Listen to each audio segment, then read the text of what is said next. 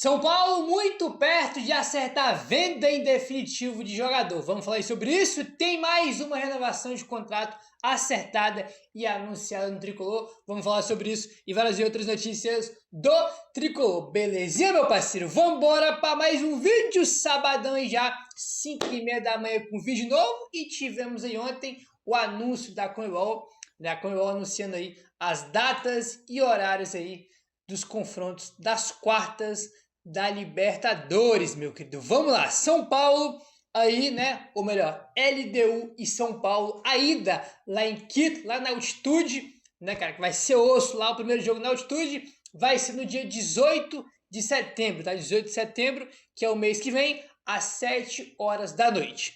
A volta na semana seguinte, no dia 25 de setembro, tá aí? Vai dar numa quinta-feira, às 7 da noite, tá? Então, dia 18 e dia 25 de setembro, os dois jogos numa quinta-feira, às 7 da noite. Transmissão aí dos dois jogos, tá? Paramount vai transmitir os dois jogos de forma exclusiva, né, cara? Muita gente reclamou aí, né? Tem a Globo, tem a ESPN, né? Mas acabou que a Paramount que ficou aí com os dois jogos do São Paulo contra a LDU, né? Pô, eu não gosto de ficar, falando mal assim.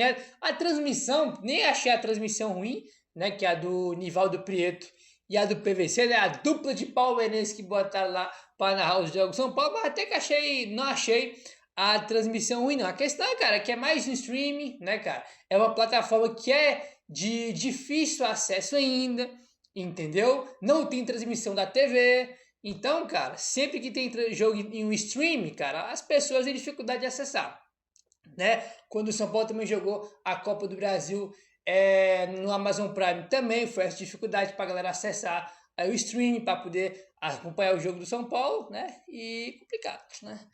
Obrigado. Fazer o quê? E outra, né? Os dois jogos são 7 da noite. O que atrapalha? A recepção da torcida do São Paulo no jogo da volta, né? Porque 7 horas é o jogo, mas o São Paulo, a delegação vai chegar do quê? 5 da tarde, 5h30, né? Vai chegar durante o dia ele ainda, né? Além de ser, né?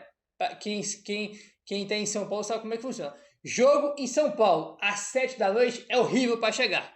Horrível, já começa por aí. Fora que atrapalha a recepção também da torcida, aquela festa toda de sinalizador, né? Então, tipo assim, nesse aspecto também da recepção, e o horário do jogo também bastante ruim, né? Tudo ruim, né, cara? Horário, os dias aí, transmissão, tudo ruim, né? Com todo respeito aí, tudo ruim. Mas enfim, são 4 jogos, né, das quartas de final. Na terça-feira vai ter aí, né, no dia 16 de setembro, Vélez e Racing no dia 16, vai dar na terça. No dia 17 de setembro, na quarta-feira, River Plate e Palmeiras. E na quinta-feira, às 7 da noite, LDU e São Paulo, né, no dia 18. E no mesmo dia 18, Flamengo e Estudiantes, às 9h30 da noite. Né? São os 4 confrontos aí que a gente tem das quartas da Libertadores da América. Né? Enfim, vamos seguindo aí, meu parceiro. O negócio é o seguinte, vamos falar aí sobre convocação, sobre seleção, porque a data FIFA tá chegando, né, cara? Pô, tinha tanto tempo que não tinha data FIFA aí, mas ela está chegando. E o primeiro convocado aí do Tricolor é ele, rapaz, Gonzalo Tapia, convocado aí para a seleção chilena, né? Ele foi convocado aí. Ele que vai jogar, se vai jogar não, tem um confronto contra o Brasil. Se ele vai entrar em campo, a gente não sabe. No dia 4 de setembro tem Brasil e Chile. Dia 4 de setembro tem Brasil e Chile. E no dia 9 tem Chile e Uruguai. São os dois jogos aí do Chile. Nessa próxima data FIFA, quem sabe o Tapia não entra aí contra o Brasil, né? Enfim, ele já foi convocado algumas vezes e foi convocado dessa vez aí, né, para a próxima data FIFA, belezinha? Agora, bora falar aí sobre o Marcos Antônio. Segundo o Pedro Ivo Almeida da ESPN, Marcos Antônio deve ser uma das novidades na lista de convocados do Carlo Ancelotti para os jogos da seleção brasileira. Ele que está na pré-lista aí, né, do Ancelotti, né, que tem 50 e poucos nomes aí. E a lista oficial vai ser na segunda-feira, né, que os 23 ali vão ser convocados. E segundo Pedro Ivo Almeida da ESPN, o Marcos Antônio deve ser aí, tá, uma das novidades. A tendência é que o Marcos Antônio seja convocado para a seleção brasileira para a próxima data FIFA, né? Lembrando que no jogo do São Paulo contra o Atlético Nacional, tinha membros da comissão técnica do Ancelotti, né, e pessoas também da análise de desempenho da seleção que estavam no Morumbi para assistir o jogo do São Paulo contra o Atlético Nacional. Evidentemente que uma atenção especial para o Marcos Antônio, né, que está na pré-lista aí, então ele deve ser convocado. Cara, tá jogando tanto, né, cara? Tá tão bem aí, que deve ser convocado, deve vestir a camisa da seleção brasileira pela primeira vez no profissional, né? Porque em categoria de base ele já foi convocado aí, mas no time de cima, né? Na seleção de cima profissional, eu acho que ele nunca foi convocado, não. Acho que é a primeira vez aí, né? Vamos aguardar. Vamos seguindo aí, meu parceiro. E o negócio é o seguinte: vamos falar agora sobre o Pablo Maia, porque tá aí. O São Paulo anunciou nesta sexta-feira a renovação de contrato do volante Pablo Maia até dezembro de 2029. O antigo vínculo do jogador com o São Paulo era até dezembro de 2027. Segundo o Globoesporte.com, as negociações para que o contrato do volante fosse renovado começou ainda no período de recuperação de uma grave lesão do tornozelo direito, que tirou o Pablo Maia de ações aí por 2 meses nessa temporada. Então, quando ele se machucou lá no Paulista, né, que se não me engano foi no jogo contra São Bernardo que ele se machucou, se não me engano foi o último jogo da primeira fase do Paulistão, ele se machucou, né, ficou aí cerca de 2 meses aí de fora, e lá, né, durante esse período aí de recuperação, que o São Paulo começou a conversar para renovar o contrato dele, e renovou por mais 2 anos. Né? O antigo vínculo era até dezembro de 2027, o novo vínculo é até dezembro de 2029, mais 2 anos aí, né? A renovação do nosso querido Pablo Maia, que sofreu uma lesão grave ano passado, nem terminou a temporada, aí voltou esse ano no Paulistão, voltou bem, aí vai e se machucou de novo, né, cara? E desde que ele voltou da segunda cirurgia, da segunda lesão, ele não voltou bem, né? Mas também a gente tem que entender porque, cara, já teve a cirurgia do ano passado e teve um no começo do ano, né? Então, tipo assim, tem que ter paciência, tem que ter calma. Ele fez até um bom jogo contra o Sport, né? Ou pelo menos evoluiu em relação aos jogos anteriores dele. A gente já viu o nível que ele pode atingir, né? A gente sabe muito bem o nível que ele pode entregar para o São Paulo. E, né, o decorrer dos jogos em que ele vai ganhando ritmo, melhorando, é o que a gente espera aí do Pablo Maia. Ele falou o seguinte sobre a sua renovação com o São Paulo, abre aspas: estou muito feliz por renovar com o São Paulo, clube que é a minha casa e me formou como atleta e como pessoa. É um momento muito feliz para mim e para toda a minha família. Fecha aspas aí para o nosso cria Pablo Maia, né, cara, que aí assinou a sua renovação com o São Paulo. O volante de São Paulo demonstrou todo o seu agradecimento pelas categorias de base do São Paulo. Abre aspas. Eu tento dar o meu melhor. Acho que tento ser uma pessoa boa dentro e fora de campo, para que eu possa ser um espelho para os meninos lá de Cotia. Quando eu estava lá, eu sempre me inspirei em jogadores que estavam aqui. Então, com certeza, espero que esteja sendo um espelho lá para eles. Fecha aspas aí para o Pablo Maia, de contrato renovado. Eu já disse algumas informações aí, né, acho que será 1 mês atrás, 2 meses atrás, já tinha informação que o São Paulo estava interessado em renovar com o Pablo Maia. Isso agora até demorou, né, para ter anúncio. Isso agora o São Paulo anunciou essa renovação do Pablo Maia, né? Enfim, vamos ver aí, ele que é um ativo que a gente tem, né? Já foi especulado aí uma possível venda dele, só acabou se machucando ano passado, aí voltou esse ano, se machucou de novo, então um ativo aí jovem que o São Paulo tem.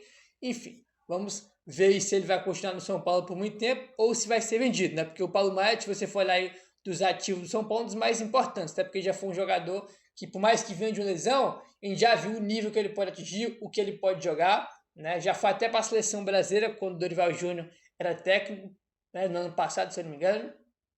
Então, um jogador que a gente sabe muito bem, né, da capacidade técnica aí e do que ele pode entregar para o tricolor. Belezinha, meu parceiro? Vamos mudar de assunto agora, rapaziada? Quero mudar de assunto aqui e quero falar aí sobre o Galo, porque o Galo, tá? Aí que tá no River Plate, tá muito, muito perto aí, né, cara, de ser comprado de forma definitiva pelo River Plate. Segundo o André Hernan, o São Paulo está muito próximo de vender aí o Galo, tá? Ele tem 21 partidas disputadas. O Galo terá que disputar apenas mais 4 jogos para que o River Plate acione a cláusula automaticamente e compre o argentino. Tá? Então falta apenas 4, tá? 4 jogos aí que ele entrar em campo, mais 4 vezes que ele entrar em campo, o River vai ser obrigado a comprar o Galopo de forma definitiva. O valor aí é de 4 milhões de dólares, né? Que for converter aí, dá 21 milhões e 600 mil reais, tá? 21 milhões e 600 mil reais é o que o São Paulo vai ganhar aí em breve, né? Do River Plate, pela compra automática do Galopo, a não ser que ele não entre em campo nesses 4 jogos, né? Mas a tendência é que entre em campo, né? Tem jogo que ele é lá, que ele entra, mas um jogador muito ativo, por exemplo, na quinta-feira contra o Libertad, né? Que foi River Plate Libertad com o River classificou nos pênaltis, o Galopo, por exemplo, jogou e foi até expulso, né? Ele tomou 2 amarelos, foi expulso e ele começou a jogar como titular. Então, tem jogo que ele é titular, tem jogo que ele é reserva, ele é um jogador importante lá para o Marcelo Galhardo, que é o técnico do River Plate. E daí, ele foi emprestado, né? E, pelo que parece, pelo andar da carruagem, é lá que ele vai ficar mesmo de forma definitiva. Uma pena, um jogador promissor. Eu acho sim ele bom jogador, mas, né? O Zubeldia, por exemplo, não estava mais acontecendo. Os jogos que ele estava entrando mal. Quando ele entrava, né? Porque tinha muitos jogos que ele nem saiu do banco de reservas. E foi uma aposta, um investimento caro do São Paulo que infelizmente não aconteceu. Infelizmente deu errado, né? Ele está no River Plate, está bem lá e vai ser comprado. Só falta 4 jogos aí para o River comprar ele de forma definitiva e automática, né? Já porque é uma obrigação de compra aí, caso ele jogue mais 4 partidas, o que deve acontecer muito, muito em breve, né? 21 milhões e 600 mil reais nos cofres do São Paulo com essa ida aí, né, do Galopo para o River Plate. Belezinha, meu parceiro? Enfim, se o Galopo vai ficar de forma definitiva, vamos mudar de assunto agora para falar de quem acabou de chegar. O nome do zagueiro Rafael Tolói foi publicado no BID, né, que é o Boletim Informativo Diário da CBF, né, como a galera gosta de falar quando o jogador está no BID, Bidou, né, Bidou, Tolói, aí Bidou ontem, né, foi o dia que o São Paulo registrou ele no BID, e o jogador, portanto, está liberado para poder estrear pelo São Paulo, ou reestrear, né, já que ele já jogou aí pelo São Paulo, tá? Gabriel joga domingo, segundo o Globoesporte.com, a sua estreia, entretanto, não deve ocorrer no jogo deste domingo contra o Atlético Mineiro, né, que vai ser aí às 8h30 da noite no próximo domingo.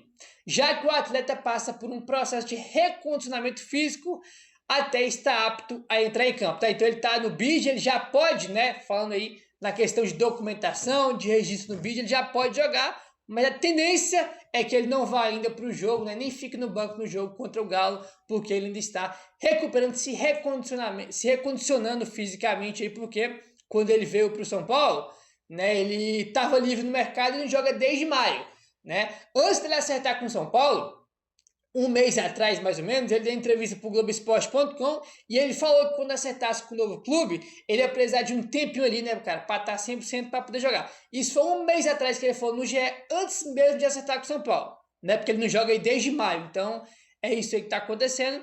Já está no BID, mas ainda não pode entrar em campo, ou melhor, não vai, né, porque tá aí buscando estar no melhor nível possível para poder estar aí entrando em campo para representar o São Paulo. Belezinha, meu parceiro? Vamos seguir aqui e o negócio é o seguinte.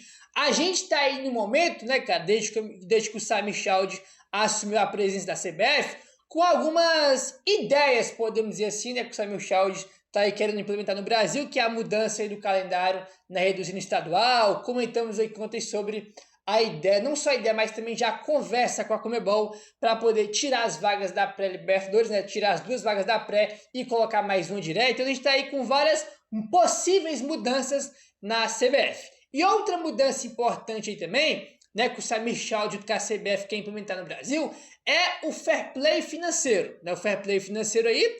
O Samir Chaldi deu entrevista para o Seleção Sport TV e ele falou qual que é a ideia, por que tem o fair play financeiro? Porque o fair play financeiro é um assunto polêmico e muita gente não entende o para que serve o fair play financeiro.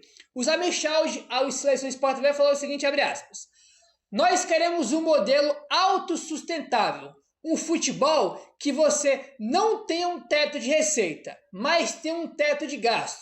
Você só vai gastar o que arrecada. Evitar o endividamento dos clubes, evitar o doping financeiro. É o que eu sempre falo, um clube está devendo, mas contratando jogadores de milhões, prejudica um clube menor que paga em dia. O que a gente quer é evitar esse desequilíbrio, fecha aspas aí, para o Samir Chaude em entrevista à Seleção Sport TV. É exatamente isso, cara. Eu sou super a favor do fair play financeiro. Fair play financeiro é simples, é você gastar, né, cara, o que você arrecada. Você não pode gastar mais do que você arrecada. Você não pode comprar um jogador, não pagar e depois no mercado buscar outro jogador. Não pode, isso aí tá errado. Entendeu? Vamos dar um exemplo aqui, que não tem como dar um exemplo do São Paulo agora. Vamos pegar um exemplo do Corinthians que é recente. O Corinthians acabou de tomar um transfer ban aí na FIFA, os caras estão com transfer ban, não pode contratar, né? E pouco antes da FIFA dar o transfer ban, os caras foram contratar o Vitinho, né? Pagando quase 1 milhão por mês, né? Foi até a informação que o Fernando trouxe, que é quase na casa do 1 milhão que o Vitinho vai receber. Aí os caras não pagam lá, né? Eu vou lembrar qual foi o jogador que eles compraram que não pagou, foi o Félix Torres, né? Eles não pagaram o Santos Laguna pelo Félix Torres, tomou transfer ban e acabou de trazer o Vitinho pagando 1 milhão por mês. Por mais que não tenha comprado o Vitinho, todo mês é 1 milhão na conta do Vitinho, fora luva, né? E até o fim do contrato vai custar bala. Compra jogador, não paga outro, transfer ban aqui, dívida lá. Aí o presidente do Tadieres deu entrevista falando que o Corinthians tinha que cair pra Série B porque não pagou o Garro, né? Então, tipo assim, cara, é um negócio vergonhoso, entendeu? Um negócio vergonhoso aí, tem que ter fair play financeiro, irmão. Tem que ter fair play financeiro. Aí quem tiver mais arrecadação, evidentemente vai ter um poder de investimento maior. Tem que ter um equilíbrio, cara. Tu não pode comprar um jogador, não pagar e depois buscar outro no mercado. Isso aí tá errado, não existe isso, cara. Não existe, tá errado. Entendeu? Meu querido, se inscreve no canal, deixa o like, valeu, tamo junto e saudações tricolores.